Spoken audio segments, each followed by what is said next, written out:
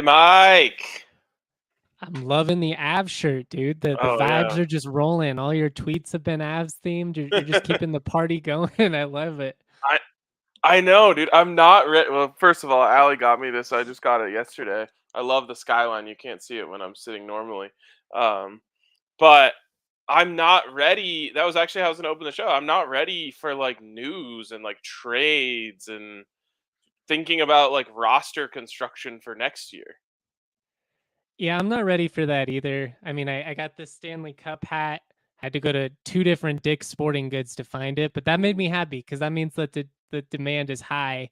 Yep. Um, I was annoyed though that this past weekend that there was all this NBA and obviously college football news in my world because I'm like, I just wanted like 1 week where I could just only focus on the Avs. I didn't even get the parade day because that's when all the news dropped about UCLA and USC. Oh So yeah. I was a little bit bitter about that, but that's okay. That's part of the, the gig, I guess. I feel like the sports world should have stopped for a week and just been like, "Oh, please allow the Colorado Avalanche and their fans to enjoy this without thinking about anything else."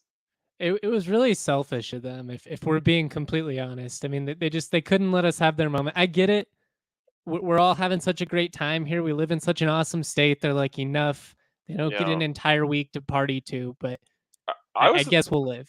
I was thinking about this for the Avs. Like, it's kind of weird. Like, they just reached the mountaintop together, and like, they went on this crazy long journey, and they celebrate and they party and all this stuff, and then like less than a week, I guess a little over a week later, they're having to like they're sending like essentially like goodbye texts to Darcy Kemper today.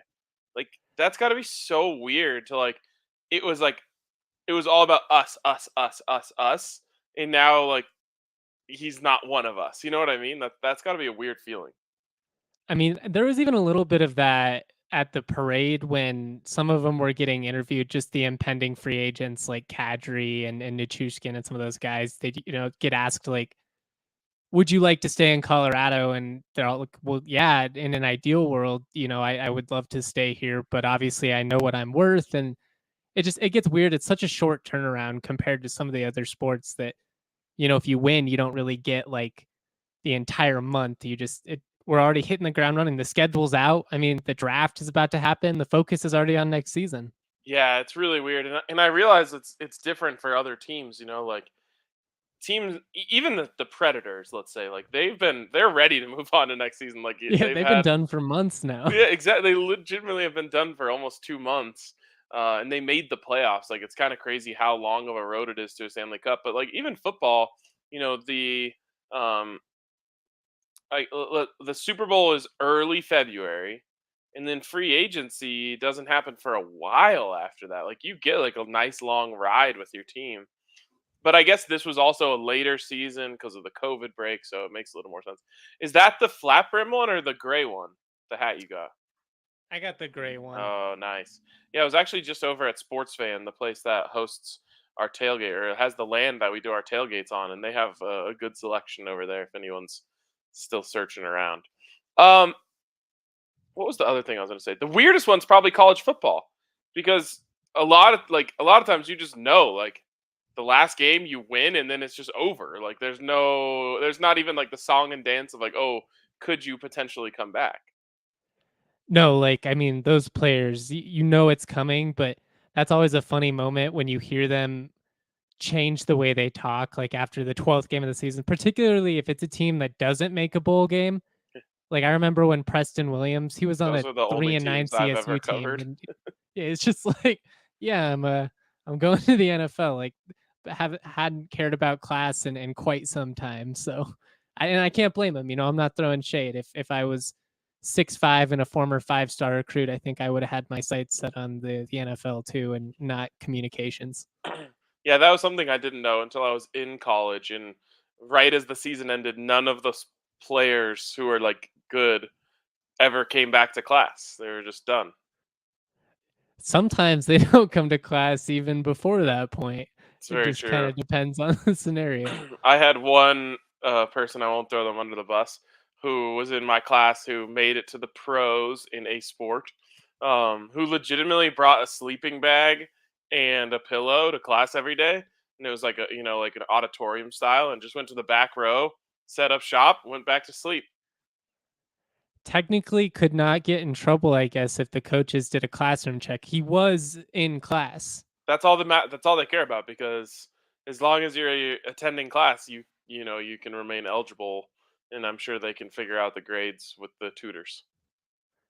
Yeah, I mean, I think a lot of these guys are getting some help, but Yeah, but exactly. Okay. So we're in about the driest of dry periods when it comes to betting on sports right now. So we had to dig deep. I will say one of my picks from yesterday, which was John Rahm to be top 20 at the Scottish Open, is off to a good start. I don't want to jinx anything here. Let me see if I can pull it up here. Where is he? I'm a big John Rahm guy. I like backing him. Well, I guess he's only 15th now. He fell back a little bit. Cameron Tringale went out there and shot 61 today. So Whew. good for him. He's gonna have a chance to just ride that all the way through. I'd actually like John Rahm too, and maybe it's because I'm a fellow short swing guy. Like I don't reach it all the way back, so I can relate to his like quick little move he has to make there. But a lot of people don't like him because of his temper, I'm a fan. I want the golfers to have some personality. Like Tiger had emotion. a temper too and was a little bit, feisty. He wasn't out there high fiving other people. Like, Yeah, it's I true. granted, I mean, he was obviously on his own level, but I like John Rahm and I like Colin Morikawa mostly because I have made the most money backing those two over anybody else. So those are my So two true. favorite golfers at the moment. Yeah, that's absolutely true of me as well. Though I did make some money off of Scotty Scheffler's little run there too, but I just can't like love him because of how weird his swing is. Like that weird thing he does with his foot just makes me. I could never trust him. I'm just like It doesn't look like it should work, that's for sure. like the biggest thing about your golf swing is like being able to replicate it. And I just feel like it's so unreplicable. And then of course he went on like the craziest run of anyone ever, and I'm like, oh, he clearly replicated it for like an entire month.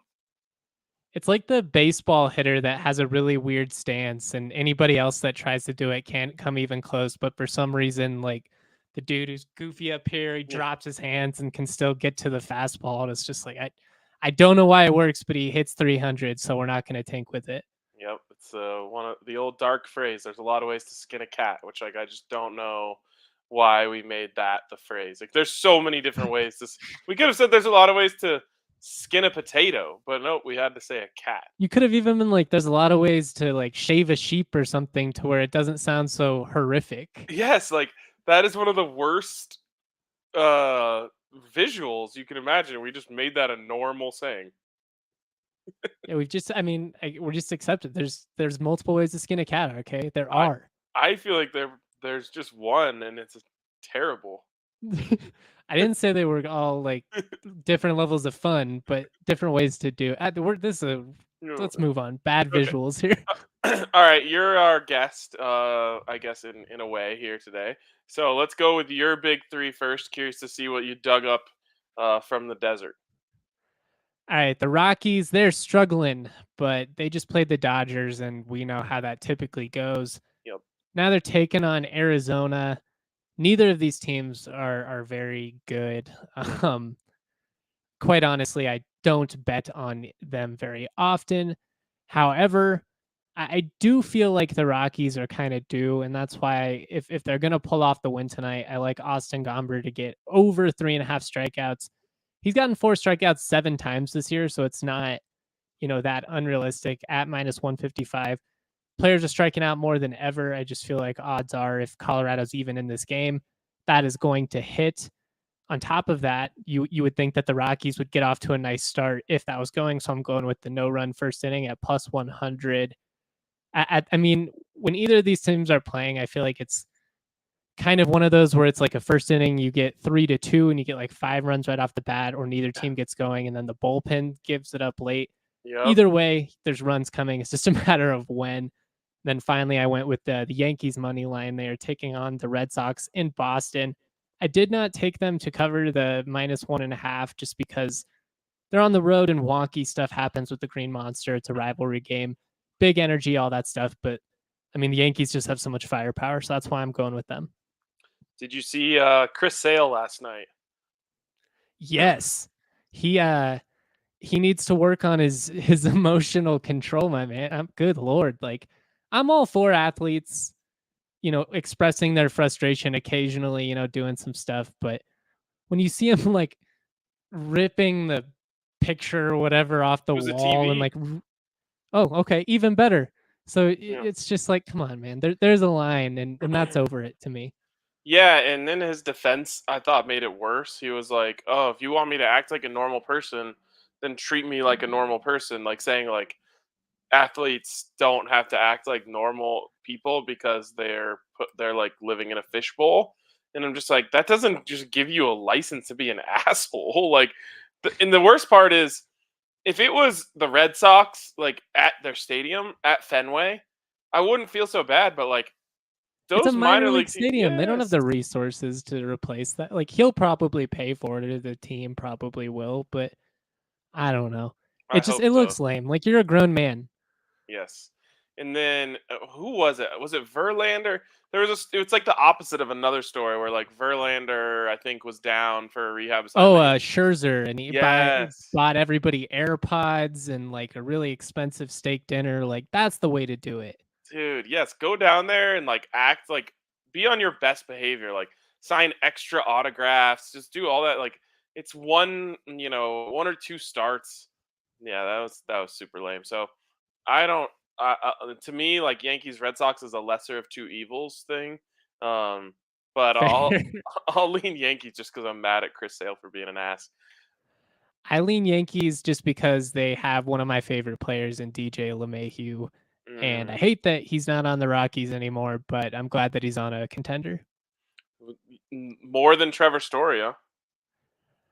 Yes. I was a second baseman, so I stand second baseman, especially versatile ones. Story was great, and I wish he was around. I mean, I wish yeah, I wish Yeah. everybody that was great and is now killing it everywhere. Nolan, there's a bunch of pitchers in West that apparently, as soon as they go anywhere else in this division, can figure it out too. But DJ, I just have a soft spot in my heart for him. I always feel like he was underappreciated in the context of like Nolan was super obvious. Everyone loves Charlie Blackmon because he's got the fun walk up song and the crazy beard. But DJ was legitimately like a top 20 player in the league and never got any credit for it.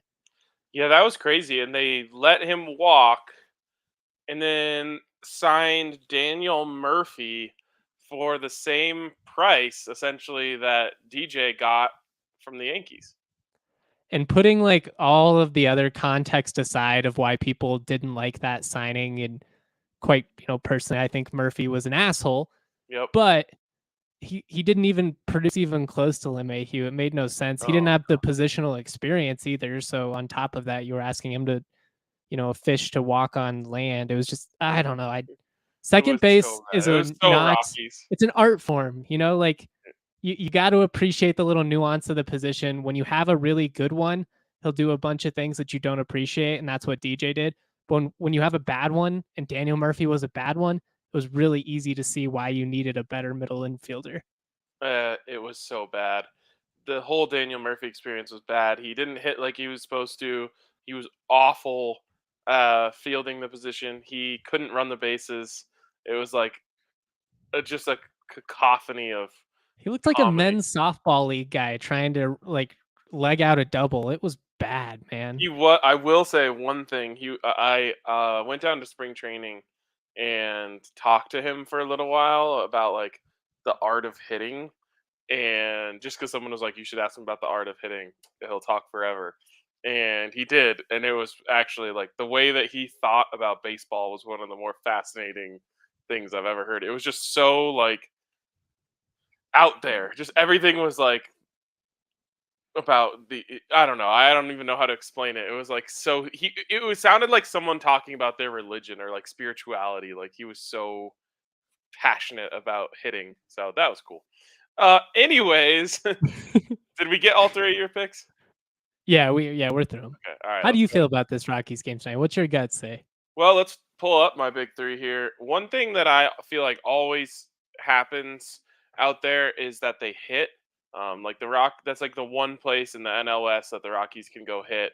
And I was tempted to take the over, and then like Gomber kind of scared me because I was like, he has the ability to go like shut down a weak roster like the Diamondbacks have. Now, I still, if I had to pick, I would go over. But I love me some CJ Crone. He's probably my favorite Rocky right now. And he's one of those people that can go hit out there in Arizona. So I'm going Crone total bases over 1.5. This is a confusing stat. It should not be called total bases. It should be called like net bases or something because it doesn't count every base that you touch, which is exactly what it should be if it's total bases. It only counts bases reached via hit. Um, so got to get two singles or a double, triple, home run, whatever. But I feel good about that. I'm going Chris Bryant for the same thing. I'm banking on Chris Bryant to get hot right now. I'm crossing my fingers. I'm try and catch the wave early and just ride it now that he's finally healthy and like able to play a few games in a row here. And then finally, I like this. You can still get some value on. I gave out John Ron top 20 yesterday. Like I said, he's sitting at 15 right now, but I think he has an opportunity to make it into the top 10 pretty easily. So at minus 140, you're still kind of getting a little bit of value out of John Rahm, who to me is the best player in this field. So we're doubling down on the top 20 from yesterday, going up to top 10 today. I like it. Like I said, I'm all in on John Rahm, and I'm definitely all in on backing CJ Crone. The Rockies do have some fun players. Like as I don't know, this team is frustrating, and obviously the whole owner thing is something we don't need to get into right now. But CJ Crone and you Connor Joe, some of these guys, Rymack, Blackman. I mean, like this is a team where in elementary school I would have loved for just passionately because the players are fun, and then I wasn't so Uh, concerned about the ownership and stuff back then. Back when sports were just pure and all I care, and every year was our year. They had a chance. Dude, that is so relatable because I'm kind of sad about like what's happened to my feelings towards the Rockies. Like Me too. I like the sport of baseball. Like I enjoy like to me I really enjoy like you get off work, the sun's still out, you like open up a beer and turn on the baseball game. And like I just have lost the desire to do that, and it's really sad. And I do have nostalgia, and I'm like, how was I so in love with like these terrible Rockies teams, and I just didn't care, and I watched them start to finish the whole season, even when they were 20 games out of first place. Like I'm just thinking of some of these players that were on those teams, and it's like, man, I like loved Jeff Cirillo and like Todd Walker and just like all these just random dudes, and like now I just can't get myself there. Shout out Jamie Carroll, utility Oh, infielder. yes. Oh, what was the other guy who's kind of like him? Oh, Aaron Miles. Didn't he like get like shot or something or like pushed down? He had some crazy backstory like before when he was in the minor leagues. Aaron Miles got like somebody like invaded his home and he got like pushed down a flight of stairs or shot or something crazy like that. Jeez. Go Google it. I know it was Aaron Miles for a fact, but I just don't remember what the story was. Speaking of Yeah, I don't know. I miss those stairs days too. injuries, Clint Barmas, of course. Oh, Barmas ruled. He was sick. I remember he was Opening day leading. home run, like Yep, his and first start, I think. he was leading the league in average when he got hurt from like trying to lift or a Oh, carcass up right. the stairs with Todd Helton, and he like fell and hurt his back, and he was never the same after it. But he was legitimately hitting like 360 or something at the time. One of By the the way, many did you what know? ifs in Rockies history. Go ahead, sorry. Yes. Did you know that CJ Crone is leading the Rockies in home runs, batting average, and RBI? That's a real Todd Helton, Matt Holliday-esque effort. I can appreciate that. And I mean, he's hitting 295 with 20 bombs and 65 RBI. Like he's a legitimate all star. Yeah, he'll make the All-Star game. Yep. Everyone gets one.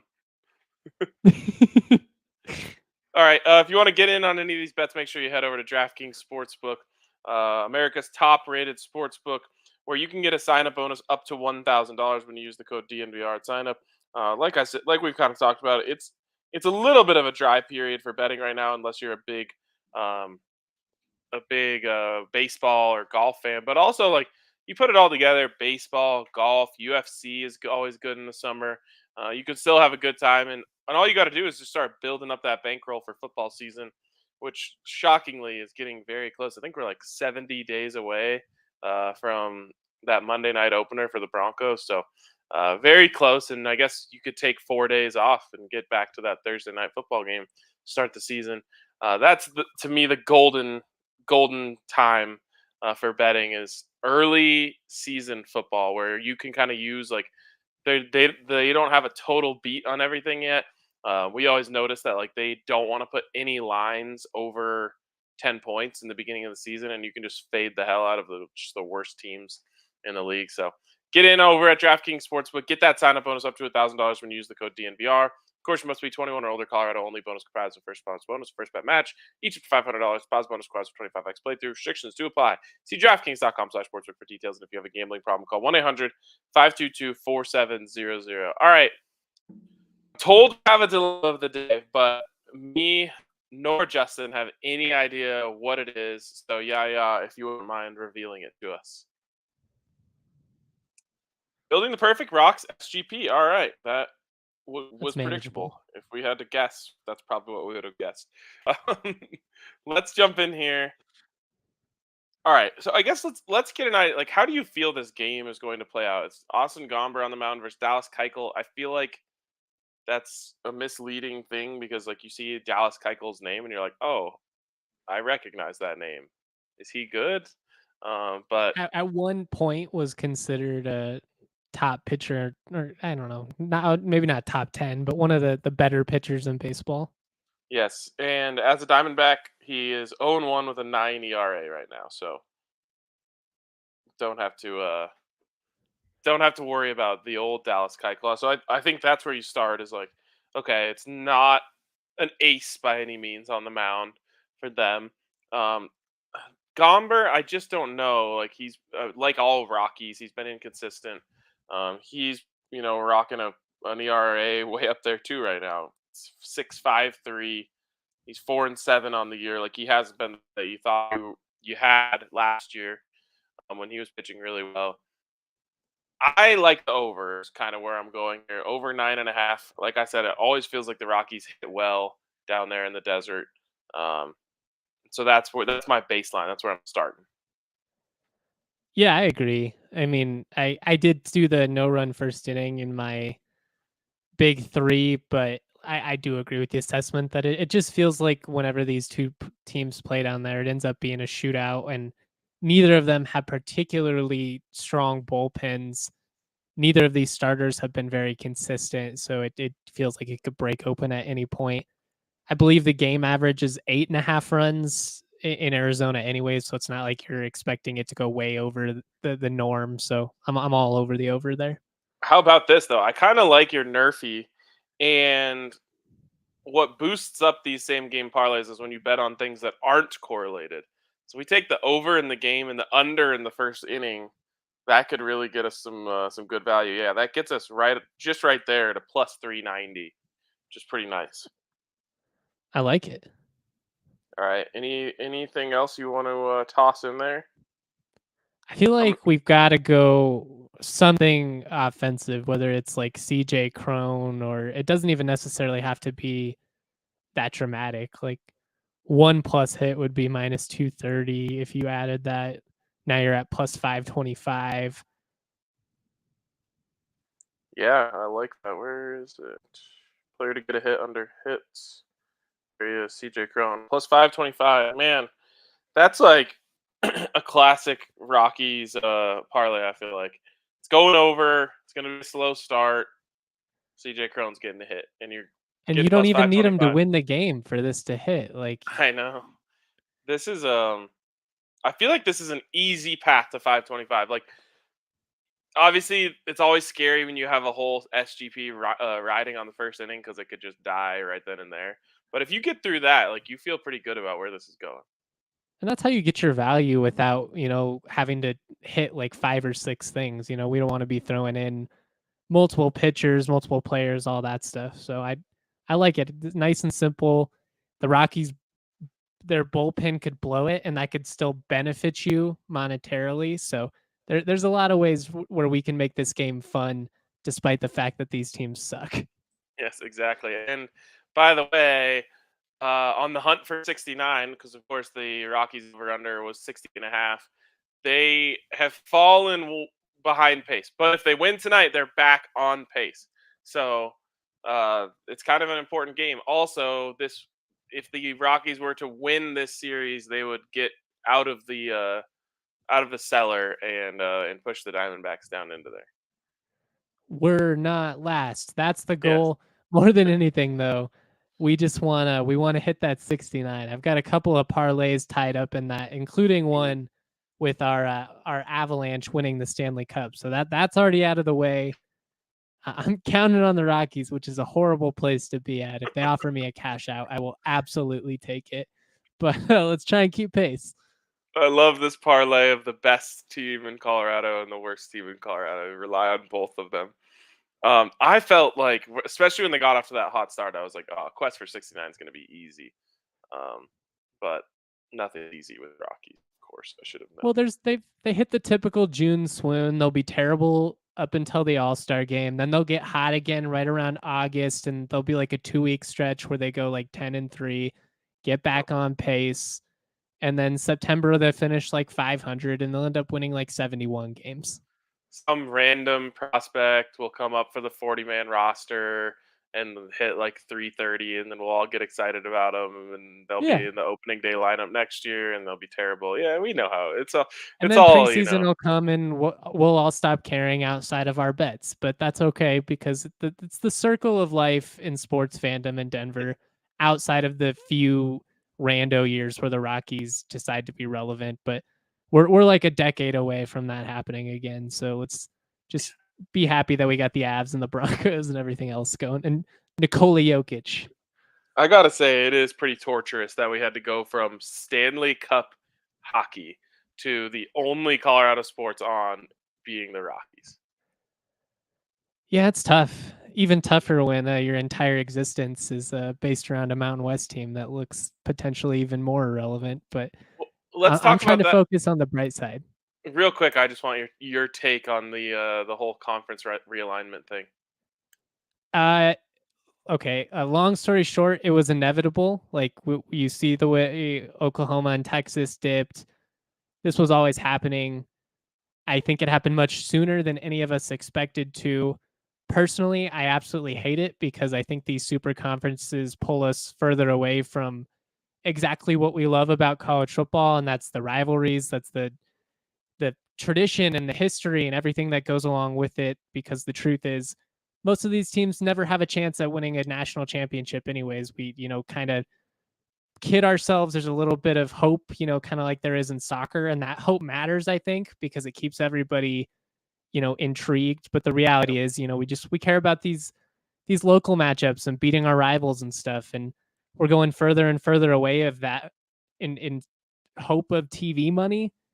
And I fear that once the novelty wears off, it's going to be a lot of crappy November Purdue UCLA games on a Friday night at 8:30 because it's for TV time and they don't care about people in the stands. And I don't know. Right. I think 20 years from now, this does more harm for the interests of college football as a whole than it does good. But I might be a dejected local fan. So I mean, I all of the points you made good. And I think you're right. Like college football is not about like pro sports are all about trying to compete for a championship. That's the only thing that matters. Like obviously there's fun parts to it, and even if your team's not necessarily a championship contender, you can still have fun. Like I had fun watching the Nuggets last year, even though I knew they weren't going to win the yeah, me too. championship. Yeah. With that being said, it's in the end like the existence of your fandom is like waiting for the ability to win a championship. And college sports are just so different than that. Like you said, there's always going to be a little hope, especially when it comes to like basketball that, oh, you can get hot in the tournament and Yeah, like magic can happen. that's what's fun. Anything really can happen in college basketball, but in football especially, it's kind of just like I want to be relevant, I want to be competitive, and I want to win the 2 or 3 games that matter to me.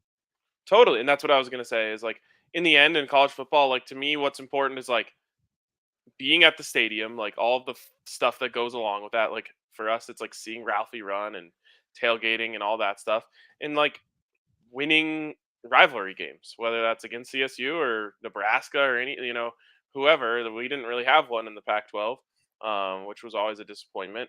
But like that's what gets me going. Like I've had more fun at those games than a lot of other games, even though it didn't have any significance on what was going to happen at the end of the season. That's what makes college football so cool is like the regular season matters. Dude, there were a lot of years where CSU and CU were going 3-9, but there were 65,000 plus people showing up for the Rocky Mountain Showdown. And that's the game that carried people through the entire year, whether it was a year where CSU managed to pull an upset or CU, getting the win. It's like, yeah, it sucks we're 3-9. It sucks we're terrible, but we got that one.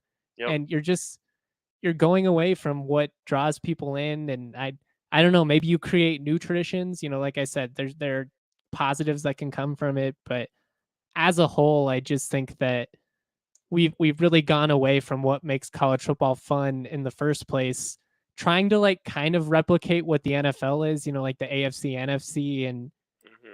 it's never going to be as clean of a product, even with your super conferences. So I don't, it seems futile to me. I think the same 10 to 15 teams are going to continue to dominate no matter how you stack these conferences. You maybe get one or two teams that rise because of this realignment and how it shakes out. But like, does anyone really think that Alabama and Ohio State and some of these other top programs are going to fall off just because Oklahoma and Texas are in the SEC or because UCLA and USC come to the Big Ten? I don't. I don't see it No. changing. Yeah, I mean Texas is the one that I think could make noise, just because they are in the hotbed. And you've Um, got the funding. I mean, all the backing in the world. It's yeah, absurd that we've now gone close to what, like 15 years of Texas essentially being irrelevant. They made the national championship against Bama in like '09 or whatever that was. wow. Yeah, I don't even. Oh, that was the Colt McCoy got injured Yeah. game. Yep, yep.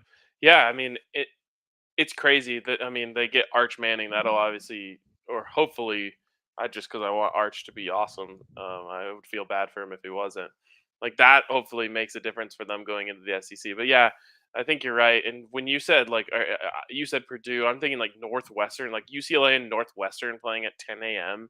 on Big Well, and Ten at what point Network, do like some of makes those me teams get cringe. kicked out when Yep. these leagues fully go away from the facade that they care about academics? I mean, is the SEC going to keep Vanderbilt around for the next 30 years if school doesn't matter? Because right now it's all just for your APR and stuff like that.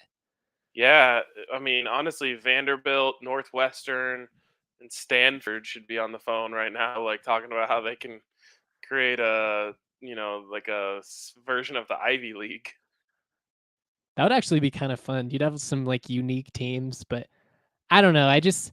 I think the regional component of college football is really important.